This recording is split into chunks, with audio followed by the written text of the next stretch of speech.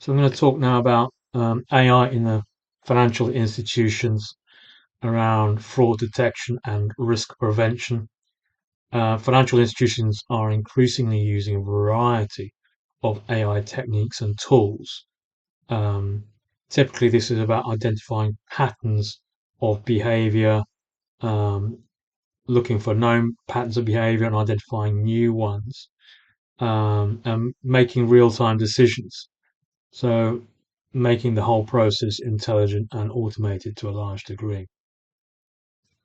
Um, so what are the benefits then of doing that? Well, according to Capgemini, 75% of banks are using AI, and that reports in a 10 to 20% reduction in fraud cases.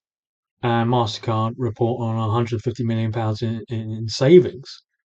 Um, and something like 45% reduction in false alerts. So everyone wins really in that.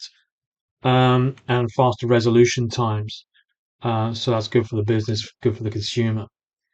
Um, so all kinds of good benefits. And the numbers out there are kind of hard to find, as you might expect in financial institutions, not really wanting to demonstrate too much what the ROIs are. But there certainly are indicative costs out there. It depends on the business process, the type of the organization, and the level of transformation needed to implement that AI. And the costs can be in the hundreds of millions for large banks.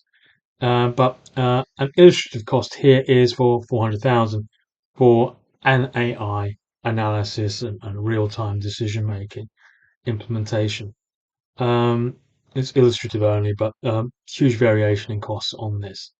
So, what's the payback then in all of that? Well, according to Juniper Research, there's £31 billion worth of savings or value created by that investment. So, for the industry as a whole, huge return on investment. Um, in fact, AI is already transforming risk management into a high ROI area for operational resilience in banking. So there's whole different areas that AI can be applied to, and not just the fraud detection and risk prevention. But that's the primary area. So that's the AI use case in the financial industry around fraud detection and risk prevention. If you want to know more, check in and watch some other short videos.